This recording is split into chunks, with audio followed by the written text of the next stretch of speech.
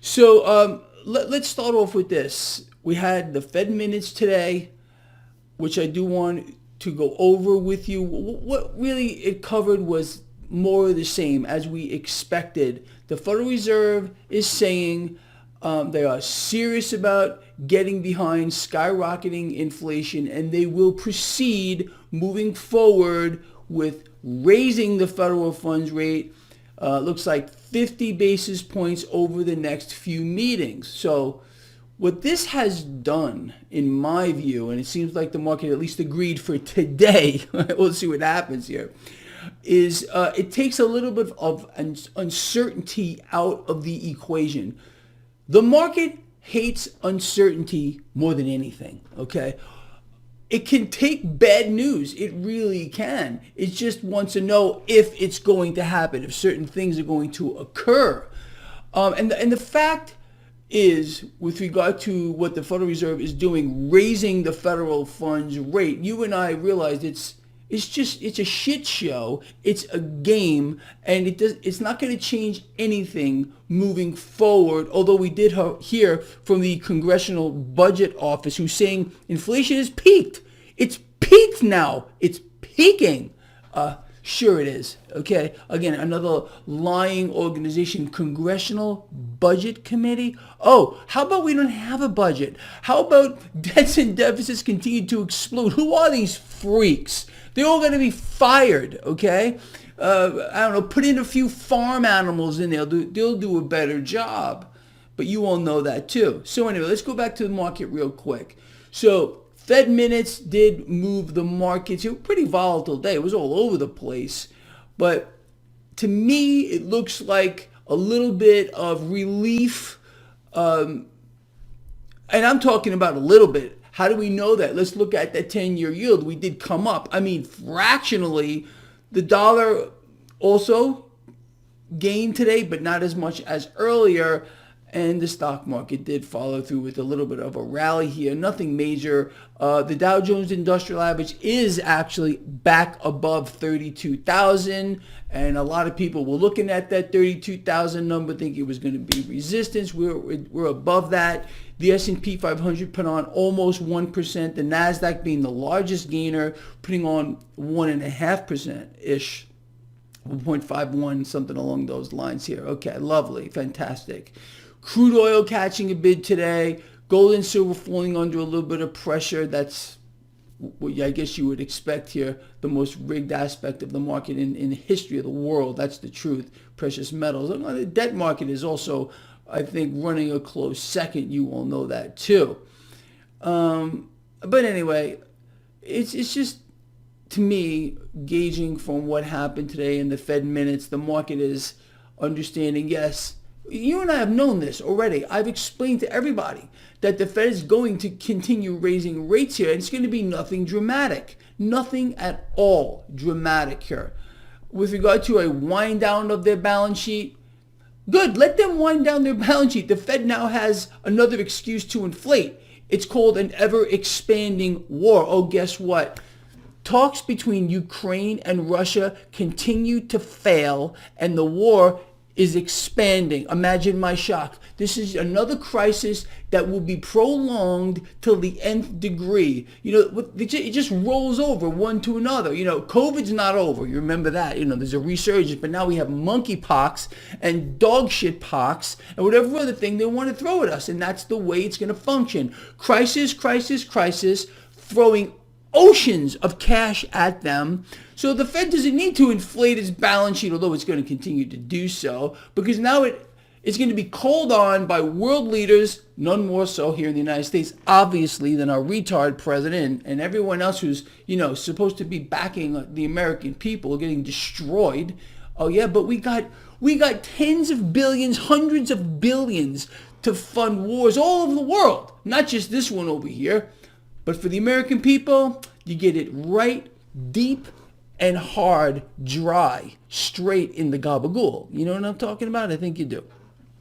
Anyway, so that's the story right now. I'm jumping all over the place. But, let me say this too. And do your own research on this. I've been explaining to you. You see, you're going to hear a lot of people have no idea what they're talking about, especially saying all kinds of bullshit. The fact of the matter is that during this route that the market has been in, there's been a lot of insiders buying the market. Me being a guy who's also been buying the market, telling everyone that, well, what I am doing. I have never wavered from this, explaining that we are not in a crash in any way, shape, or form. This is just what you would expect to happen after a market has gone straight up for like years and years and years. And this is, in my opinion, still remains a massive buying opportunity. And there is a very strong possibility that this market could, and I hate picking tops and bottoms. I hate it. It's a loser's game. But I'm going to tell you right here and now, we may be at kind of an inflection point, and we're going to see how that plays out. The 10-year yield has to play, okay? It's not just the stock market. If, in fact, we see that 10-year yield rising, that's a sigh of relief from the market. If the 10-year yield is rising, people, what does it mean? You know what it means. I told you a million times. Cash is now leaving the debt market. It's going to look for somewhere to go. It's going to go into equities. It's going to go into the stock market. So by you and I keeping our eyes on that 10-year yield, we can have a very good idea as to where the stock market is going to go. Also, I've said this several times, the banks must play, okay? In my view, the financial sector, the banks, the big Wall Street banks have gotten so massively oversold at this point. I would not be surprised to see several days of panic buying once it starts. We had one day of what looked like panic buying to me. Then now we're having a little bit of a lull, and I would not be surprised to see a few follow-throughs here moving forward. I also think we're going to see some more action, or should I say, some more freaks be paraded out of the Federal Reserve, who are going to be blowing sunshine right up the crack of this market, attempting to, put off any fears, because fear and greed are the two drivers of this market. That's it. The market runs off of fear and greed, and fear is stronger.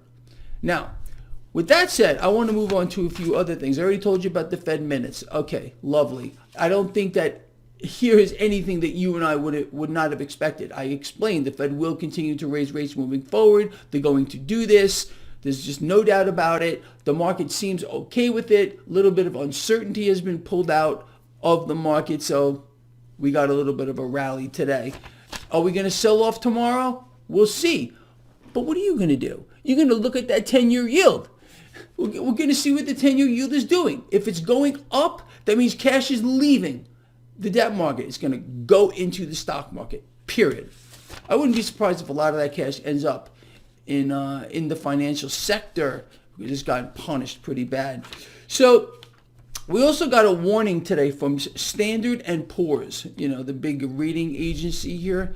So this is what they're saying. Are you ready? Maybe this will be a surprise to you. No, I don't think so. The U.S. economy is slowing. Duh! Really? Oh, I had no idea. How about you? Yeah, U.S. economy is slowing, and they are concerned about rising inflation. Oh, wait a minute. The Congressional Budget Office just said today that inflation is peaking. So what's going on here?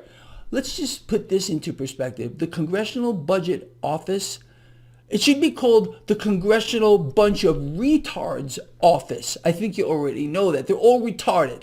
And they're all deliberately going out of their way to distract you, to mislead you, to tell you that everything is just fantastic. This is the same committee here that was saying inflation is going to be transitory, that it's all just going to magically go away and everything is great. Same committee. How do these things remain in office? I don't know. You tell me.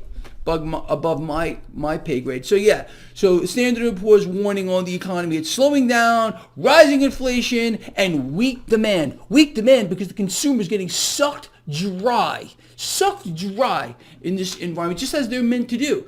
The consumer is meant to lose. The middle class people are being exterminated, eliminated, and they're going away like the dodo bird. They're becoming extinct. Now, natural gas, imagine Greg Mannarino's surprise here too, continues to surge higher. Energy prices, people, you haven't seen anything yet. Yes, we are in the early stages of a global energy crisis, and we haven't seen anything yet with regard to surging prices, and that's going to affect everything. But you see, the people at the Congressional Retard Budget Office, they can't allow you to know that. No. They're not going to tell you that there are over 6,000 products made with crude oil, which is going much, much higher. It's now sitting about $111 with regard to WTI. But you can't know that. You see, no. Impossible. I already told you Dow back above 32,000, which was kind of a line in the sand for some people. Not me, but anyway, as I've been saying, this market is going to turn around, and I'm not wavering. There is a very strong possibility that we're going to see this market hit new record highs before the end of the year. Could be sooner than you think. So what else here? You know what? That's pretty much it. When you I don't know how many of you had the displeasure of reading or looking at the Fed minutes. It's always the same word. It's appropriate. If it's appropriate, we're going to do this. If it's appropriate, we're going to do that. If it's appropriate, we're going to whatever the freak they want to do. What the hell is going on? Really, I got to ask you.